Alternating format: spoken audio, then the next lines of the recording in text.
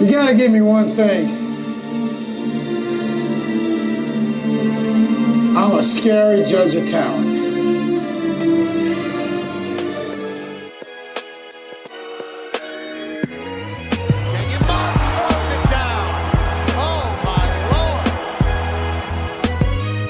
Adolphus Washington back-to-back plays.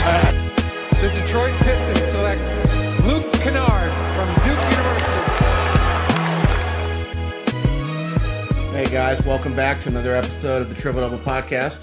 My name's Corey Albertson. We've got Jason Morrow here as well as our producer. And today's guest is Coach Chet Mason. Chet, what's going on? What's going on? How everybody doing?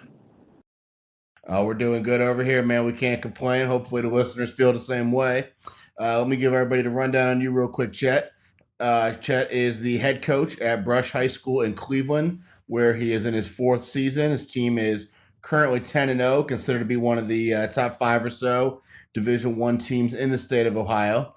And prior to becoming the coach at Brush, Chet was a former Ohio Mr. Basketball Award winner at Cleveland South High School. He's a Hall of Fame player at Miami, Ohio, where he scored over 1,200 points. And Chet played a decade of professional basketball before coming back and getting into coaching in 2015.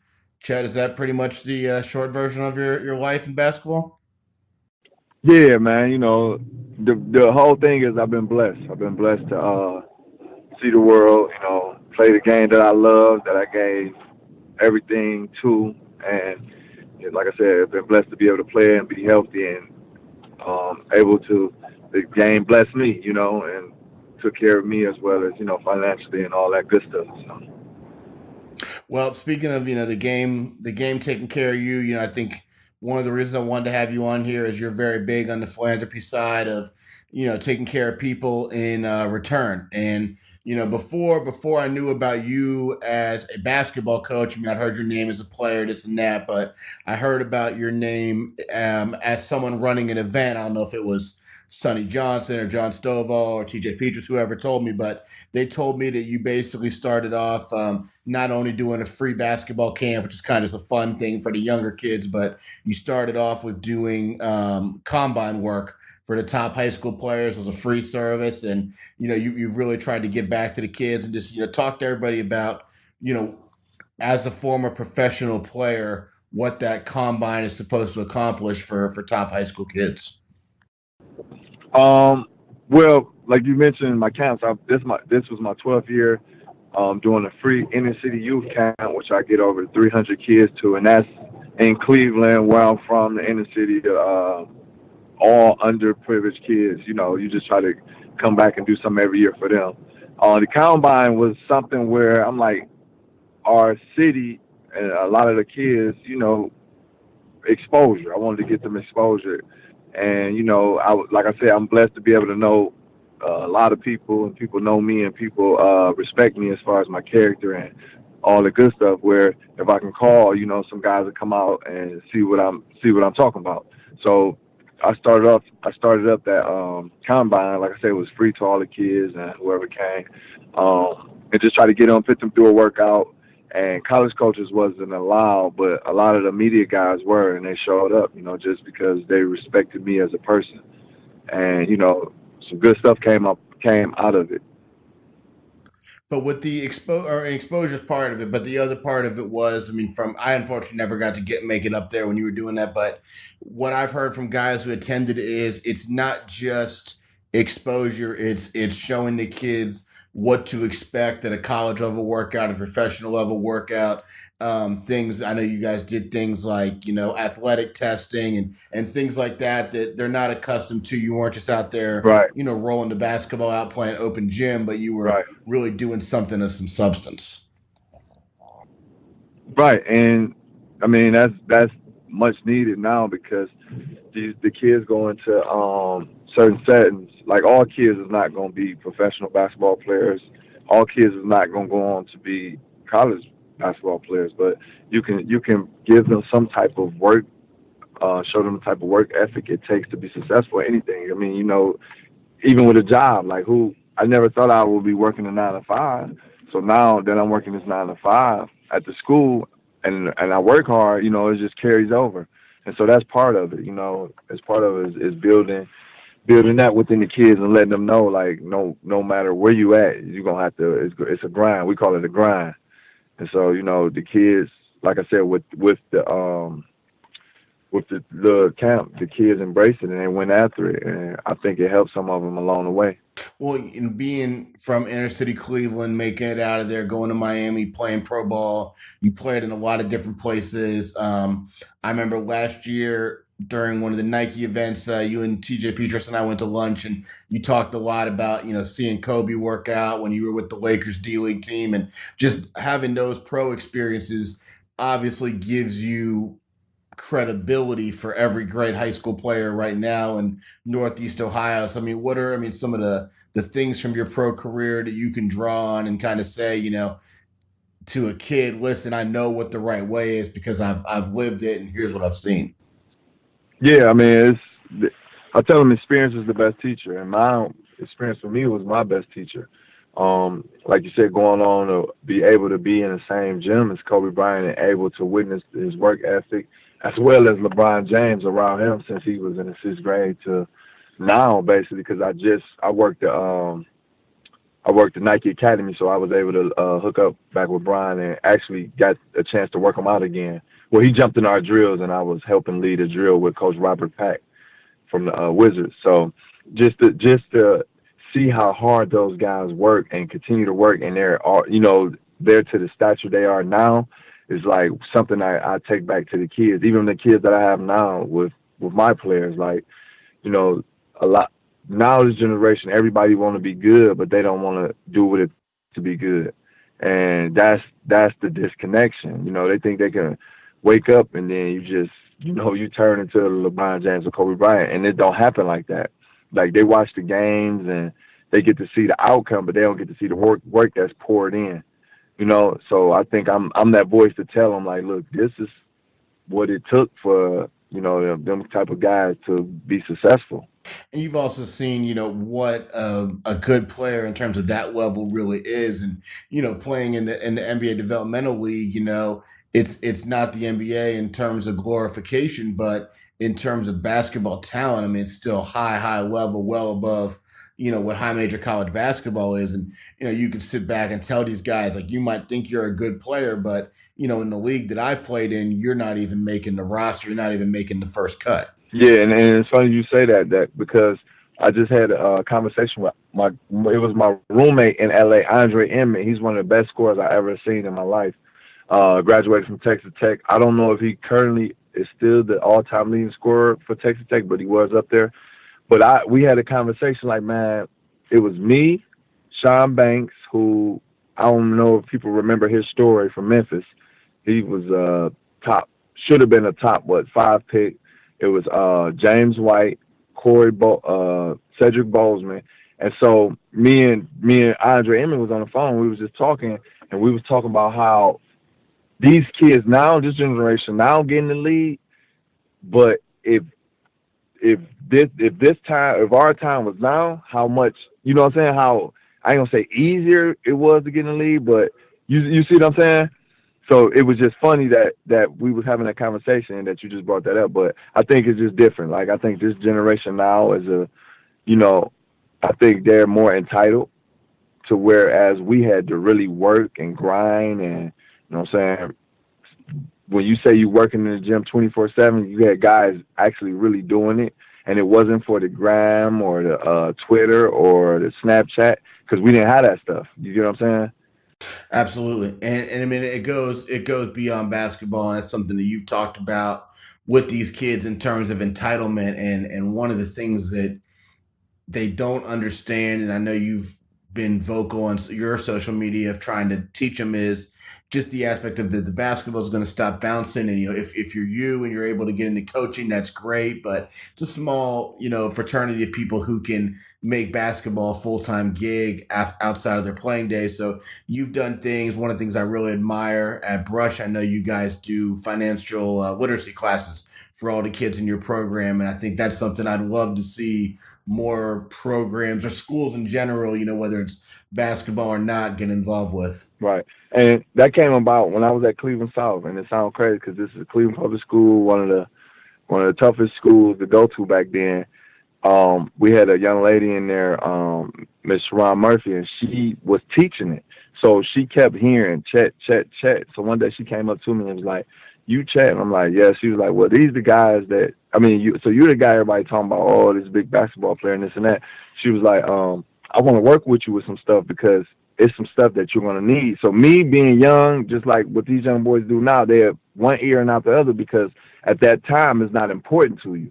You get what I'm saying? So it's like, I don't need this. I'm going to the NBA. I'm gonna make millions of dollars, and I just blew it off. But she kept coming, and then so she actually worked with me.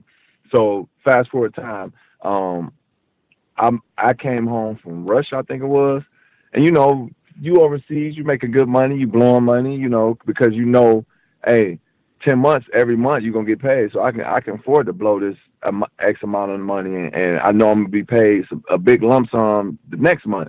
So you wasn't really you wasn't saving, your credit wasn't together, and all that stuff like that. So I called back up with her, and she got me back together, and I just was like, hey, I'm working at a high school.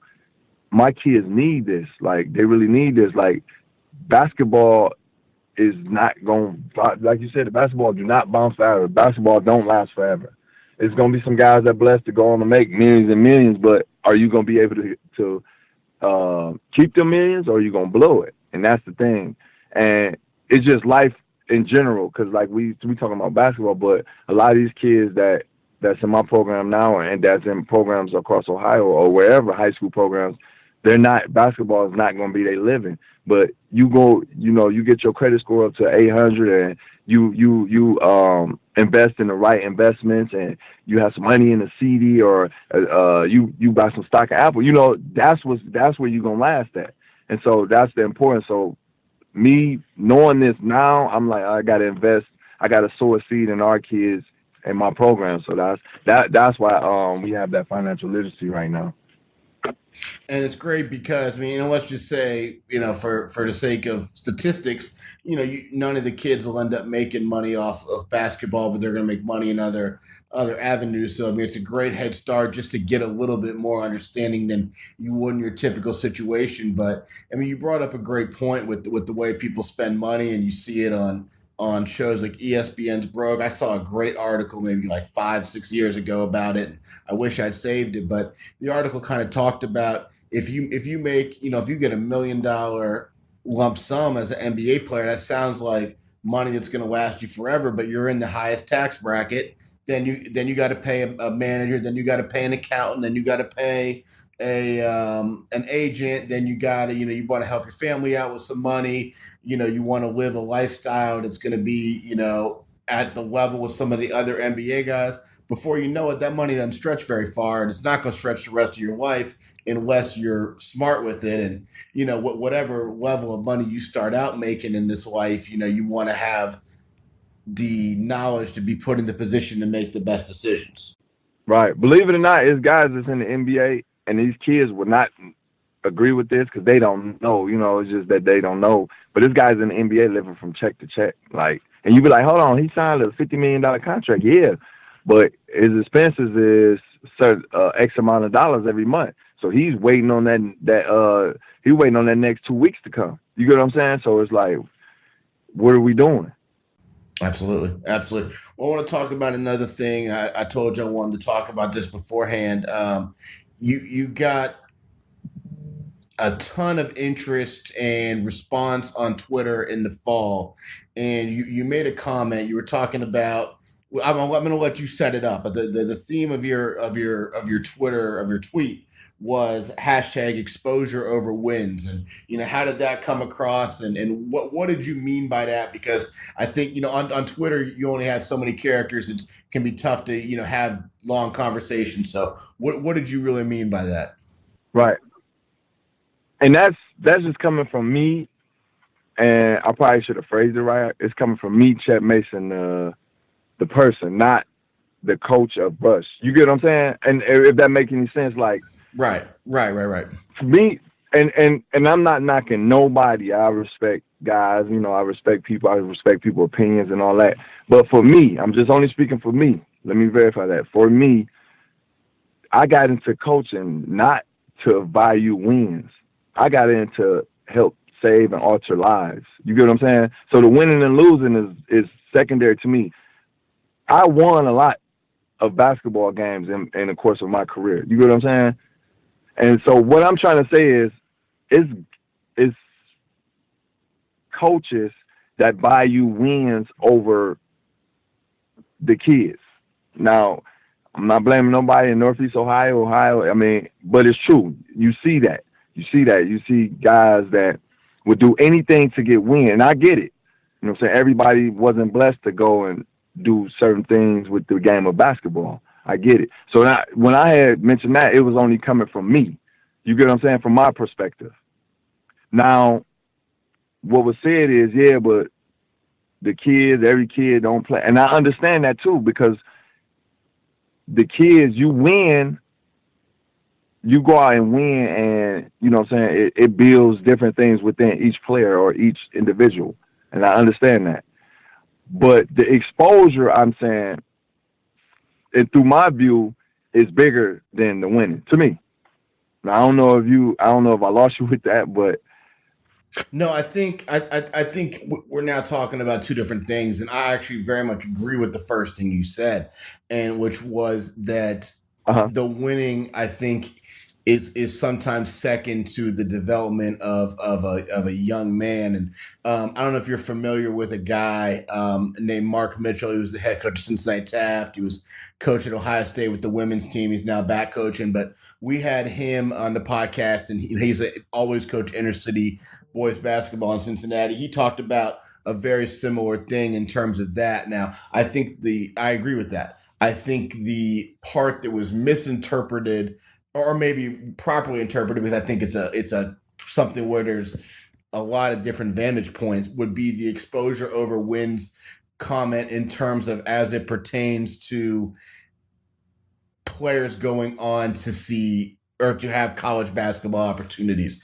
And I think the argument there is they're going to say, and again, I understand what you said. You said, well, I said it as Chet Mason, the person, not as the basketball coach, but obviously you're going to be viewed more so in the public light at this point in your career as the brush coach. And they're going to say, well, Chet, you got 3, maybe 4, maybe 5 kids who are going to, play college basketball more than likely. Maybe it'll be a little bigger number, but, that exposure to college coaches, to college programs is great for those kids. I think they understand what you're talking about, but what does that do for the kid who wants to use high school basketball just as a tool to have a great social experience, to stay focused in school and whatnot? That seems to be where the confusion was.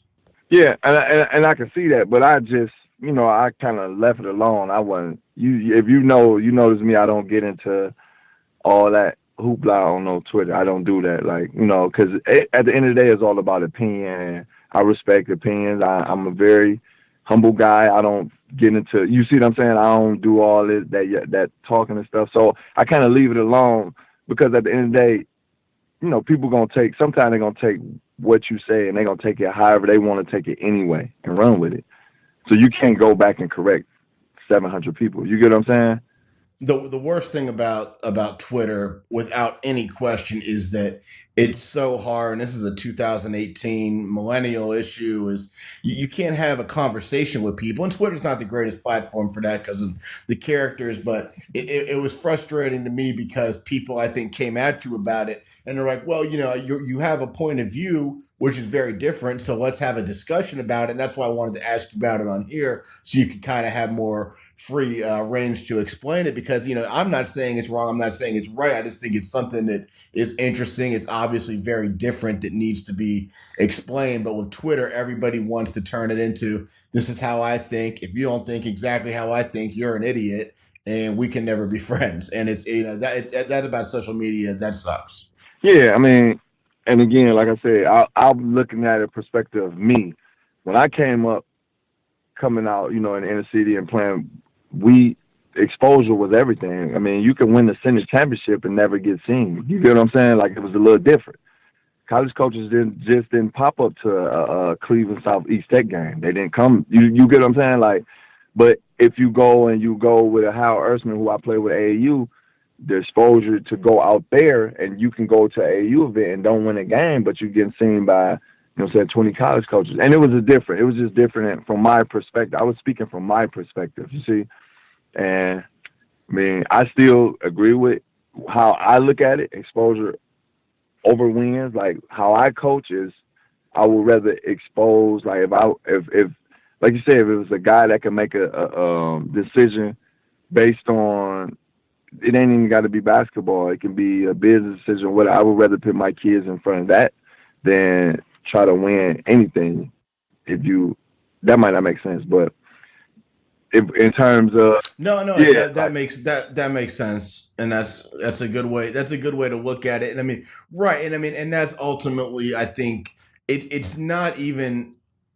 I don't even necessarily agree with the word exposure there. I think it's just a different definition of what winning as a high school coach is. And that means that the high school basketball game is only part of what would be considered a win. And one thing I like to say in that is, in terms of making an analogy with the recruiting landscape, is this. I've had kids in inner city Cincinnati kids who've had good high school careers, and they were real rough around the edges young, and by the time they get to be a senior, they're far enough as a basketball player, they're mature enough as a kid that they go on to play junior college basketball. And everybody a lot of times jumps on that and goes, well, that kid's a failure, he didn't make it academically. But I always say, well, you know what, for that kid from where he comes from, I think it's a win for him to get to junior college basketball. It's a step on the ladder, and 2 years from now, that kid's going to have a chance to play Division I. So you just have to look at exactly what a win is in a little bit of a different light. Right. And I understand, like I said, everybody's different, everybody's perspective, everybody's lenses is different,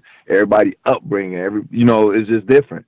So am I knocking coaches that get in the game to be like, man, I'm trying to win 100, 200, 300 games and state championship? No, I'm not knocking that, because everybody, I mean, I wouldn't mind if, we went on and won a state championship. I wouldn't mind at all. But I'm not going to put that before any of the players or the program or any of that. You know what I'm saying? Now, if that falls in place, then perfect. And like I said, it's just me being who I am and seeing how my picture was painted. It would never, that's why I would always say something like that, exposure over wins or something to that nature. But which it could be phrased different, like you said earlier. Right, and that would maybe be the one criticism would be, if I was a parent of a kid who sits on the end of the bench for you guys, doesn't get as many minutes, and they're going to say, well, Chet and them, based on one stupid tweet, Chet and them care more about college exposure for the top players than for the development of all my kids. And I think that's probably the thing that people misunderstood and maybe came at you about on that tweet, not understanding kind of the whole scope of what you're saying. Right. Yeah. Like I said, people take stuff and run with it, which is fine. I mean, everybody's entitled to an opinion, entitled to their own opinion, which is fine. Like I said, I respect people's opinions, but it is what it is.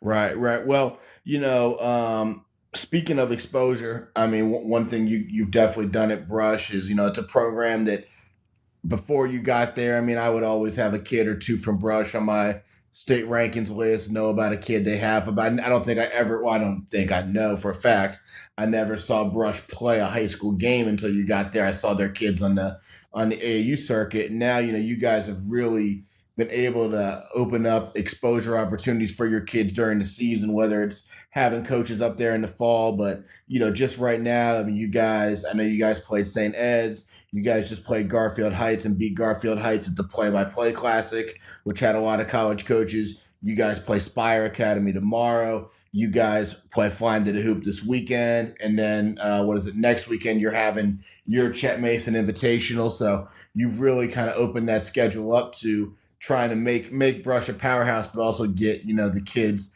from your school a chance to be seen. Yeah, and when I got there from day one, it was all about, man, trust the process, and that's what we have been doing that. You start off and you come in and you got to change the character of the program to me. Now everybody's different. I'm saying like how I came in and changed the whole character of the program as well as the players from top to bottom, from freshmen to seniors. And you come in, you try to teach them how to do stuff the right way, because at the end of the day, when they leave high school, they got to become men, and that's what's most important. You got to become a man. Like either life's gonna teach you, your parents or somebody gonna teach you, but you got to become a man. So I mean, it was a blessing, a calling for me to get into the high school and be able to be that, be a voice that they listen to, because maybe it's because I played basketball, or you know what I'm saying, some see me being a great father, being a good father, or just different little things that the kids watch, you know. And so once you're able to get that ear, then you're able to teach. Then, you know, you're able to teach them different things pertaining to life. And so, you know, I mean, we trust the process, and now it's all coming together for us. And it's still, your process is your process. Because people always say, man, why you always say trust the process? And you got seniors, or you got this, or you got that. Your process is your whole life. It's never going to stop. You just got to continue to trust your process. I've been trusting my process since I was in the 5th, 6th grade. You get what I'm saying? Like, it just adjusts. Your process adjusts from here and there as you get older, but you still got to be able to trust your process. And that's what we have been doing since my first year. And like I said, it's starting to all unfold. Well, your process tomorrow night is going to be interesting, win or lose. I'm not talking about that part of it, but when you play Spire tomorrow, you're going to have an interesting teaching opportunity for your kids, just in terms of focus, in terms of avoiding distraction, and, you know, taking something that gets turned into a circus and trying to make it a basketball game. And that's got to be an interesting style of approach. I mean, as having teenage kids, I can't imagine how they're not excited for all the cameras and all that's going to be there. But, you know, as an adult, you want to make it a basketball game too. And that's got to be a challenge. Yeah, it's a big challenge. Like, these kids, well, this school and this district and this community been thinking about this game since last week, and it kind of deterred us from when you go into a game. We had played on that Friday on Kinston, and the guys was kind of not playing the way that they supposed to play. And I knew what it was, you know. And it's human nature, you know, everybody in your school, your class talking about this one thing or this game, you know. So it's human nature, but our kids kind of got caught up in that. And to be, you know, to rewind, the game was set up. I didn't set up the game for the circus. The game was set up way before Melo even decided to come to Spire. I'm looking at Rocket because I coached Rocket in the Nike Academy. I was able to coach him when we had the breakdown for the 3-on-3 session.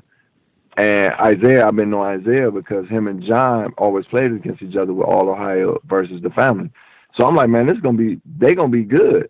That's gonna be a team. They're gonna compete. They got some high level players. I'm like, we need to get in there and play them. You know, some coaches gonna come. It's gonna be, you never know who's in the stand. Like, and that's when the game was set up. Now, I think it was a month after we set up the game, LaMelo decided, and then it's been what you call it, a circus ever since. Well, and then for tomorrow for you guys, I mean, you know, hopefully you guys win, but let's say you guys lose. And if you lose, it's still an opportunity. You teach your kids, you know, all right, you know, we're good players. We're one of the best teams in Ohio, but now we understand playing against these guys who are nationally ranked. Here's where we stand. Here's what we need to work on. So, you know, worst case outcome wise, it's a teaching opportunity. It's definitely a teaching. And one thing with any team that I coach, because usually your teams should take after they coach. One thing, I never promise a win or a loss or this and that, but I promise my kids compete and they're going to play hard, because they get that from me. We get that in practice. When they practice, that's the goal. Now, that's not saying that this good team and any of that, but they get on the floor. One thing people always say is, man, they play hard, they compete, and that's part of the structure that we build. That's part of the process, you know. So, I mean, all my kids gonna go out there and they're gonna play hard. no matter how, at the end of the game, what a scoreboard say or this or that, they going to play hard as they possibly can because that's what they do. I hear you. And then the last thing I want to talk to you about, and you just mentioned John, and by John you meant John Hughley, and big 6'8", 6'9" kid, wide body, Yeah. one of the top three. Some people would even maybe say is number one player in Ohio in the junior class of 2020. And John's a kid. If you follow recruiting at all, if you follow it on social media, people who are listening to this, you see John's being highly, highly recruited at the high major Division I level as well as the mid major Division I level. And, based on, I know you're helping him a lot. You've taken him on some visits, you've gotten him some introductions and whatnot. So as somebody who's got so much playing experience, what are you trying to instill in John and kind of understanding the recruiting process as a kid, and you're an adult having been there yourself, 20 years ago? Just to work. Big John got to keep working. Like, he's starting to see the fruit of his labor a little bit, but he got to continue to turn up more because you got guys elsewhere that's working hard or just as hard than him. And let that be sprints and jump ropes and lifting and all that good stuff. That's John. That's the biggest part of his development. Like the hard work. And some people would say motor. You got to continue to keep building that motor, because he got a unique skill for a big guy. He can shoot the ball. He can, he shoot free throws at 80-something%. I think last game he had 5 threes. Unbelievable passer. So he got all that stuff, but it's for where he dreaming about playing and going.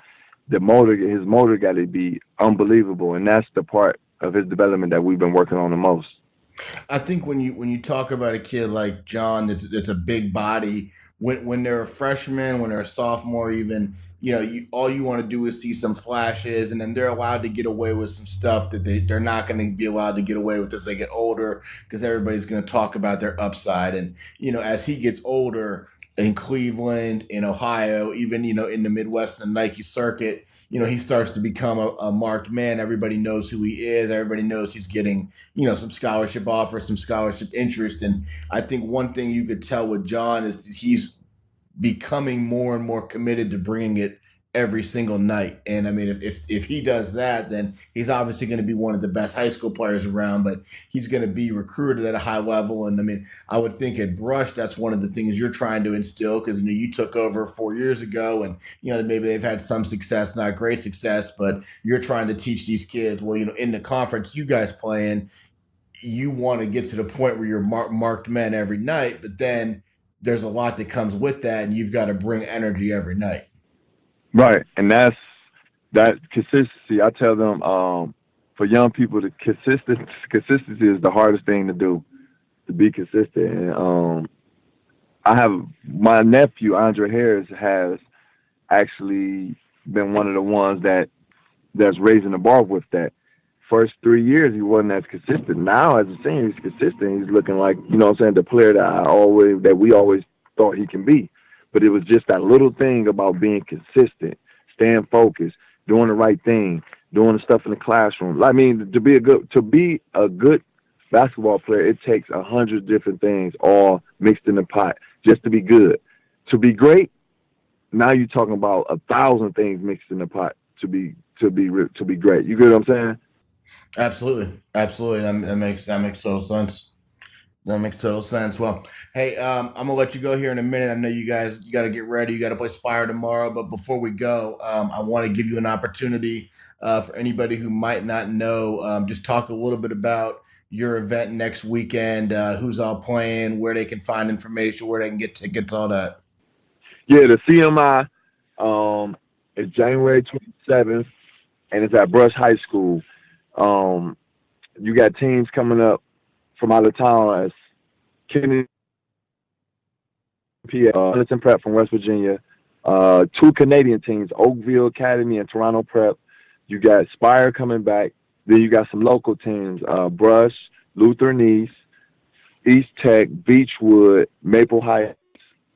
Oh, and you also have the new ISA Osborne, which is loaded with talent.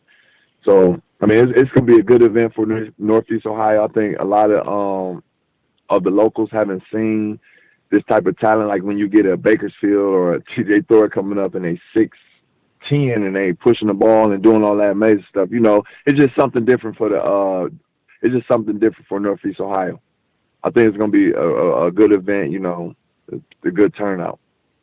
Well, that's great. We definitely look forward to that. There's a lot of good stuff going on up there right now with, Sonny's got his stuff. He's got his Christmas event. You've got your event. Play-by-play is always up there. So, Chaz has had stuff. Drew Joyce has had stuff in the past. So we definitely look forward to it. Look forward to seeing you this weekend up at Flying to the Hoop. And we'll definitely talk to you soon. I appreciate you coming on, Chet.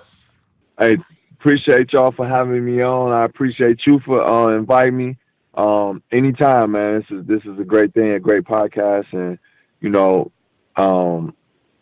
whenever you need something, let me know. Especially if you need me to come on again. This is some good stuff. So I'm always gonna be supportive to what you're doing. All right. Well, thank you.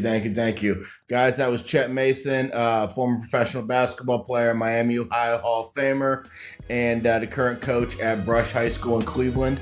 For Jason Morrow, I'm Corey Albertson. Thanks for listening to the Triple Double Podcast.